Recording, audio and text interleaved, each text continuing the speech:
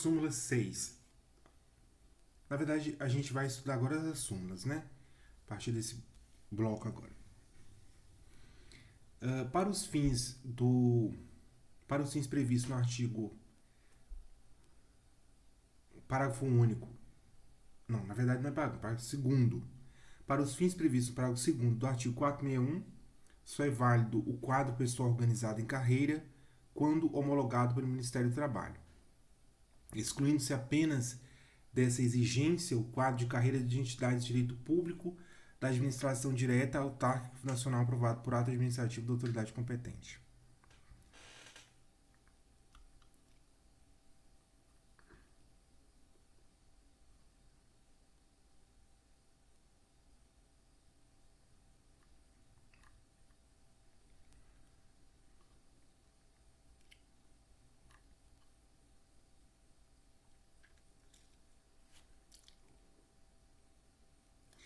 Olha, o que é o 461? O 461 é um artigo que se relaciona com equiparação salarial, sendo idêntica a função a todo trabalho de igual valor prestado ao mesmo empregador no mesmo estabelecimento empresarial corresponderá igual salário, sem distinção de sexo, etnia, nacionalidade ou idade. Será o que for feito com igual, ou esse trabalho será feito com igual produtividade, com a mesma perfeição técnica entre pessoas cuja diferença de tempo de serviço para o mesmo empregador não seja superior a 4 anos e a diferença de tempo na função não seja superior a 2 anos.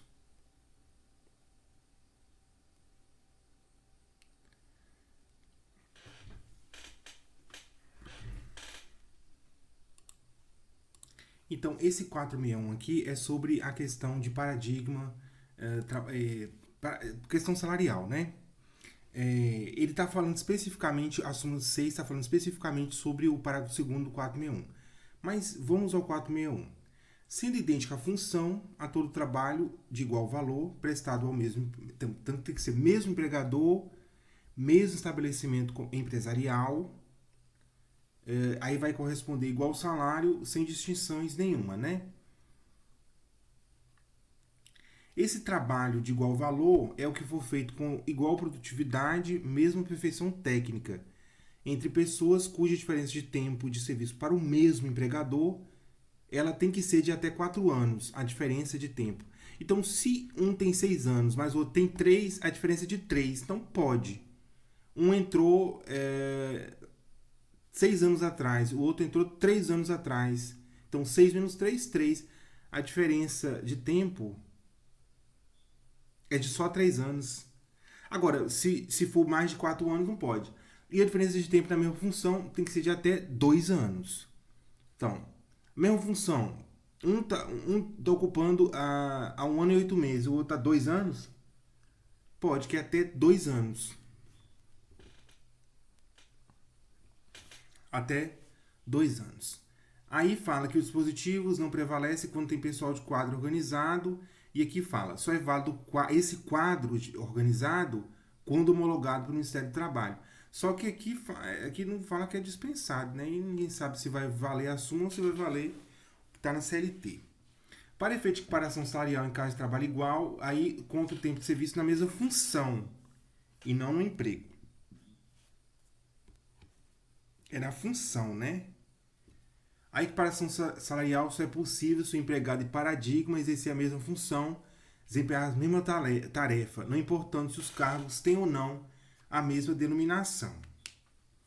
É a mesma função, mesma tarefa, não importa se um fala que é assistente administrativo, o outro fala que é auxiliar administrativo.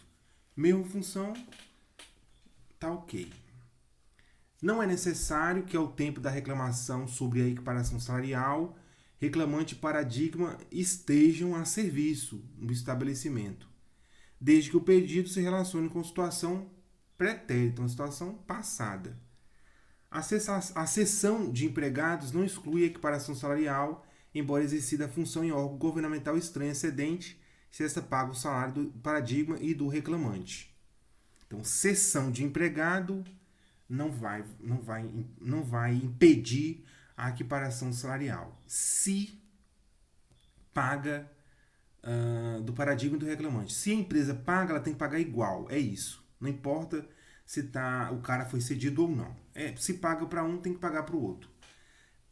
Os presentes pressupostos do 461 é irrelevante a circunstância que o desnível salarial tem origem em decisão judicial que beneficiou o paradigma.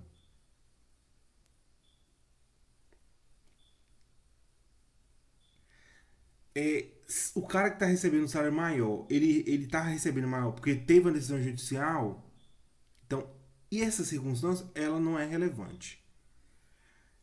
Agora, exceções. Se essa vantagem pessoal, ela foi uma vantagem, só que essa tese ela já foi ultrapassada pela jurisprudência de corte superior.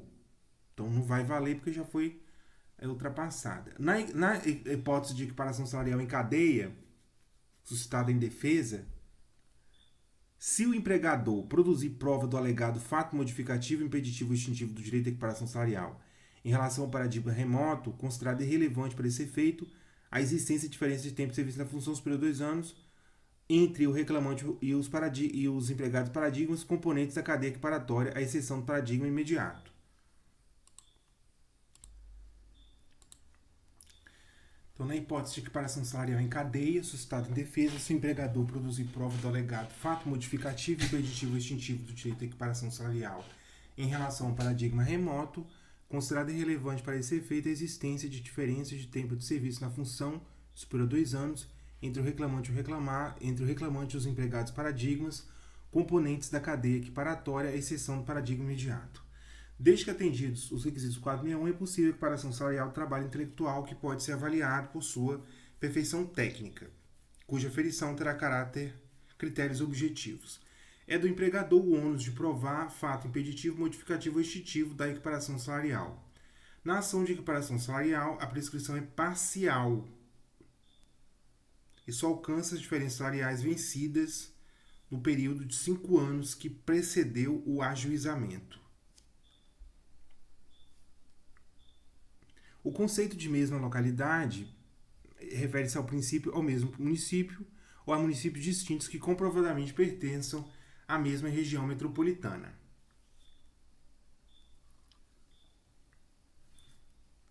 Só que a CLT ela derrubou isso aí, né? Súmula 1. Quando a intimação tiver lugar na sexta-feira, a publicação com efeito de intimação for feita na sexta-feira, o prazo judicial será contado da segunda-feira imediata, inclusive, salvo se não houver expediente, caso em que fluirá no dia útil que seguir. Sexta-feira não conta, não vai contar. A intimação foi feita sexta-feira, ou uma publicação com efeito de intimação foi feita sexta-feira. O prazo judicial ele vai começar a correr da segunda-feira imediata, inclusive, a não ser se não tiver expediente ou for um feriado, né? Aí ela vai passar para terça-feira ou quarta-feira. Na verdade, é o próximo dia útil seguinte ao de segunda, caso não dê para segunda. A indenização pelo não deferimento das férias no tempo oportuno será calculada com base na remuneração devida ao empregado na época da reclamação, ou, se for o caso, no da extinção do contrato. Ou seja, o salário mais atual. A juntada de documentos na fase recursal só se justifica quando provado o justo impedimento para sua oportuna apresentação ou se referir a fato posterior à sentença. Se juntar documento na fase recursal, você vai ter que comprovar que você não conseguiu juntar aquele documento oportunamente. Ou então, é um documento que foi... é um documento, é uma coisa que ela só rolou depois da sentença. Ok, tudo bem. Vai ser aceito. A ausência do reclamante, quando adiada a instrução, após contestada a ação em audiência, não importa arquivamento do processo. A ausência do reclamante, quando adiada a instrução, após contestada a ação em audiência, não importa arquivamento do processo.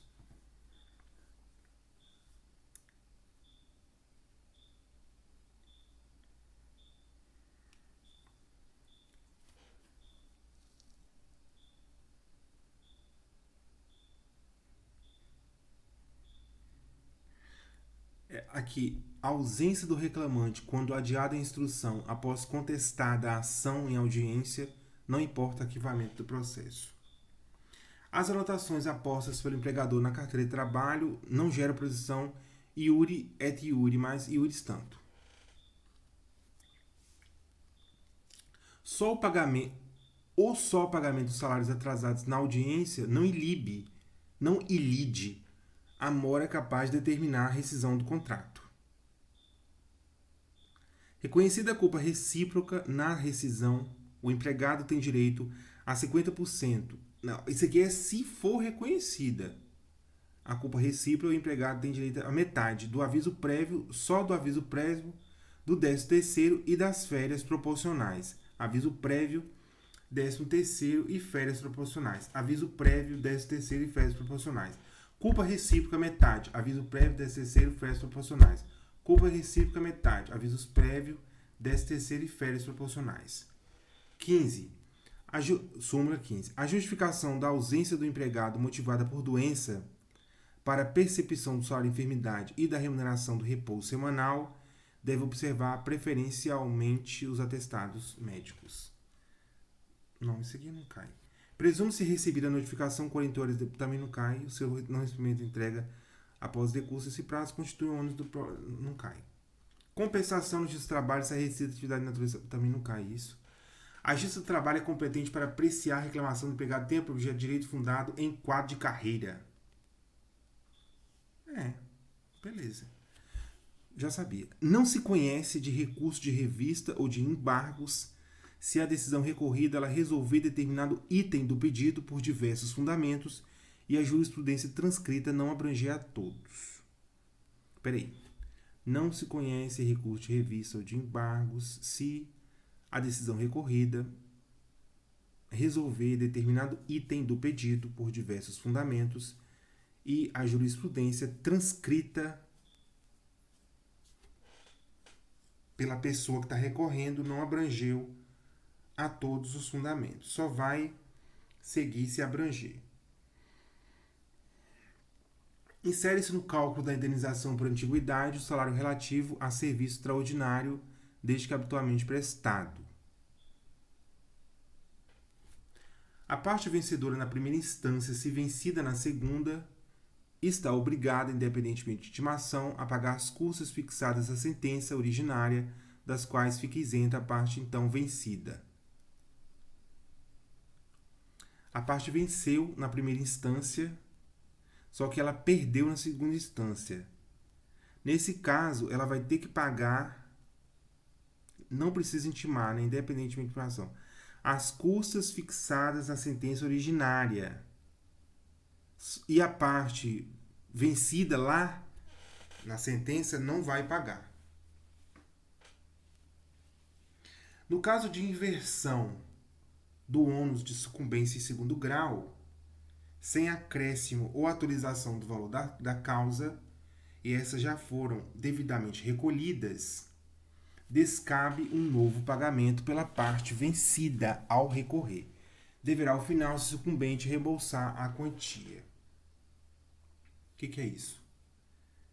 É uma inversão do ônus de sucumbência em segundo grau, sem acréscimo ou atualização do valor das custas, só que essas já foram pagas. A parte vencida não vai pagar, porque já está paga. Deverá, ao final, se sucumbente, reembolsar a quantia.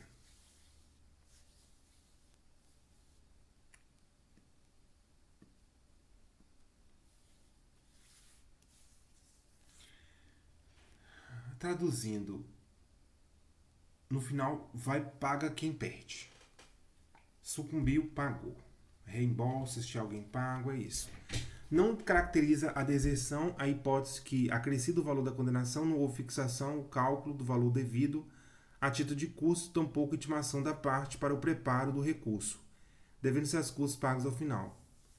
Não descaracteriza a deserção a hipótese que, acrescido o valor da condenação, não houve fixação ou cálculo do valor devido a título de custo, tampouco intimação da parte para o preparo do recurso, devendo ser as custas pagas. que é isso, pelo amor de Deus? O reembolso das custas à parte vencedora faz-se necessário mesmo na hipótese em que a parte vencida for pessoa isenta do seu pagamento.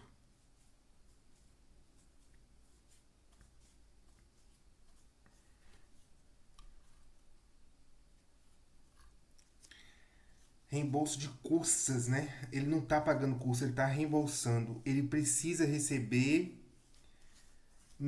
porque a parte que perdeu o processo, ela é isenta do pagamento e não do reembolso. Que ela perdeu. É devida a remuneração do repouso semanal e dos dias feriados ao empregado comissionista, ainda que pracista. No caso de se converter a reintegração em indenização dobrada, o direito aos salários é assegurado até a data da primeira decisão que determinou essa conversão. Empregado transferido por ato unilateral do empregador para local mais distante de sua residência tem direito a suplemento salarial correspondente ao acréscimo da despesa de transporte.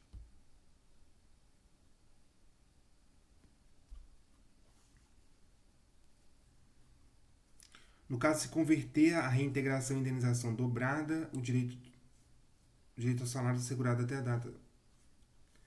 Quando não juntada a ata ao processo em 48 horas contado da audiência de julgamento, o prazo para recurso será contado da data em que a parte receber a intimação da sentença, porque ela não sabia o que estava escrito. Não pode contar da audiência se ela não juntou, né? Mas aí tem 48 horas, só se for após 48 horas. Né? Se for após 48 horas, ela precisa ser intimada da sentença. Agora, se juntar, fez a audiência hoje, juntou de noite ou amanhã cedo, tá ok. Não passou 24 horas, não. Presume-se o abandono de emprego se o trabalhador não retornar ao serviço no prazo de 30 dias após a cessação do benefício previdenciário, nem justificar o motivo de não fazer. Recebeu o benefício previdenciário, acabou o benefício, ele não voltou para trabalhar, abandono de emprego. Não cabe o mandado de segurança de decisão judicial transitada em julgado. Será que alguém fez isso? Fez. E precisou o TST falar que não cabe? Nossa senhora, né? Mandado de segurança de decisão transitada em julgado. Pela madrugada.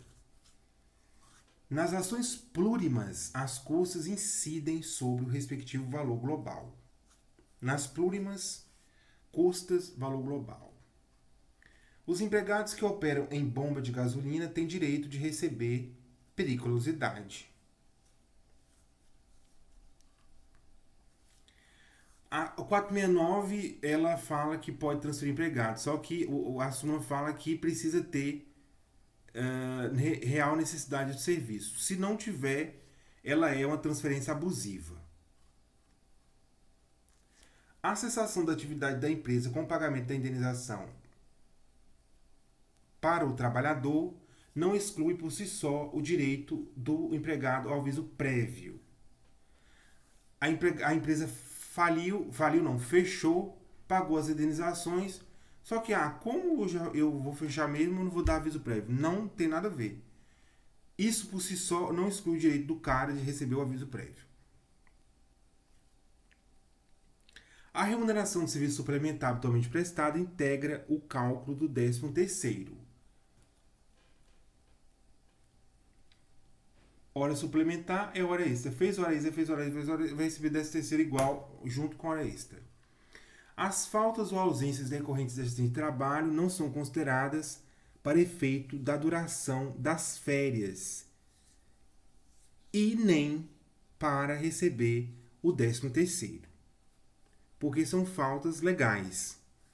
O trabalho executado em condições insalubres em caráter intermitente não afasta, só por essa circunstância, o direito de receber o adicional de insalubridade. A compensação só pode ser arguida com a contestação. O 13º é devido pela empresa cessionária ao servidor público cedido enquanto durar a cessão.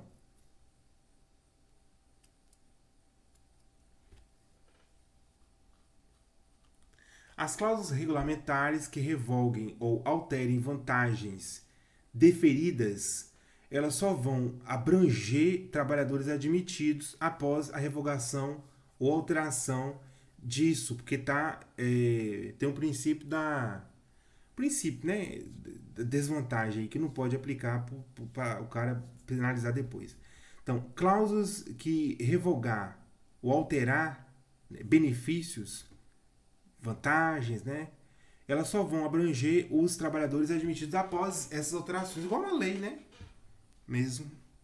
Só vai pegar depois, quem for admitido depois, e não os que já tiverem. Havendo a coexistência de dois regulamentos da empresa, o empregado ele optar por um, automaticamente ele não está querendo o outro, então está renunciando às regras do outro. Ele não pode ter um pouco de um pouco de outro. Ou ele tem um ou tem um outro. Ele vai ter que pegar um ou outro. O prazo para pagamento das custas, só no caso de recurso, é contado da intimação do cálculo. Rescindindo por acordo seu contrato, o empregado estável optante tem direito ao mínimo de 60% total da indenização em dobro calculada sobre o maior salário percebido do empregado. Se houver recebido menos do que esse total, qualquer que tenha sido a forma da transação, isso aqui eu não sei o que é, mas não cai em concurso. Nunca vi pergunta assim. Não precisa, esse 54 que não cai não.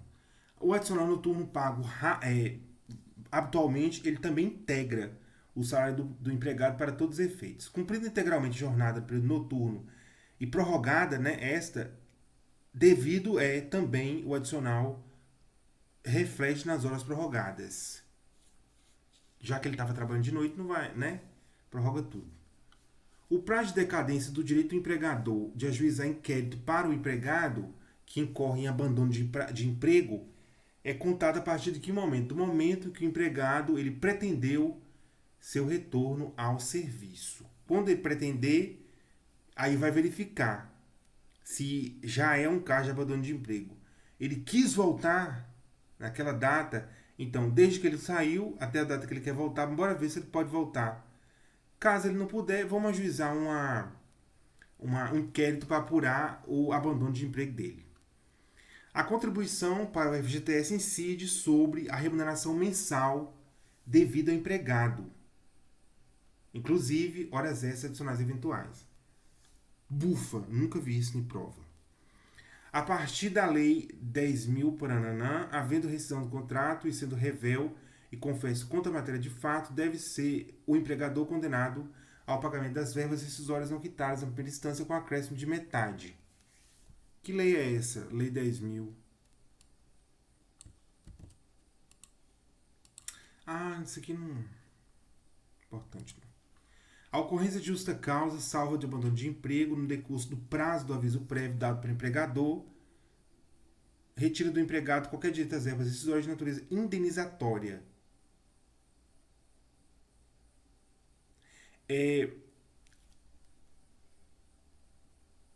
O cara tá no aviso prévio. Só que aí ele comete um troço lá e aí ele vai responder justa causa. Só que foi no decurso do prazo do aviso prévio dado pelo empregador. E essa justa causa, mesmo no aviso prévio, ela vai retirar dele qualquer direito à verba rescisória de natureza indenizatória. Ele não tem mais, ele perde o direito verbas rescisórias de natureza indenizatória. Perde dinheiro de natureza indenizatória. Vai receber indenização mesmo com justa causa? Não dá, né, meu jovem? Aplica-se a confissão à parte que é expressamente intimada com aquela combinação não comparecer à audiência e prosseguimento na qual deveria depor. É igual o Código Civil, né? A prova pré-constituída dos autos pode ser levada em conta para o confronto com a confissão ficta, não implicando essencialmente defesa, indeferimento de provas posteriores. A vedação à produção de prova posterior pela parte confessa somente a ela se aplica, não afetando o exercício pelo magistrado do poder dever de conduzir o processo. Nula é a punição de empregado, se não precedida de inquérito ou sindicância interno a que se obrigou a empresa por norma regulamentar. A eliminação da insalubridade mediante fornecimento de aparelhos protetores aprovados por órgão competente do Poder Executivo exclui a percepção do respectivo adicional. Como é que você vai pagar a insalubridade se você está comprando já um negócio para proteger a pessoa? Tá tudo ok, tudo certo, obedecendo a lei, então não vai pagar não. Os dias de férias gozados após o período legal de concessão, aí paga em dobro. Aí tem uma súmula agora da STF que cancelou isso aí. Não sei se foi o que foi que cancelou, vou até ver depois. Mas tem que ver. A intervenção assistencial simples ou adesiva só é admissível se demonstrado interesse jurídico e não merecimento econômico. Não procede pedido formulado na ação rescisória por violação literal de lei se a decisão recidenda está baseada em texto legal de interpretação controvertida nos tribunais. O marco divisor quanto a ser ou não controvertido nos tribunais, a interpretação dos dispositivos legais citados na ação rescisória é a data da inclusão da OJ na OJ do TST da matéria discutida.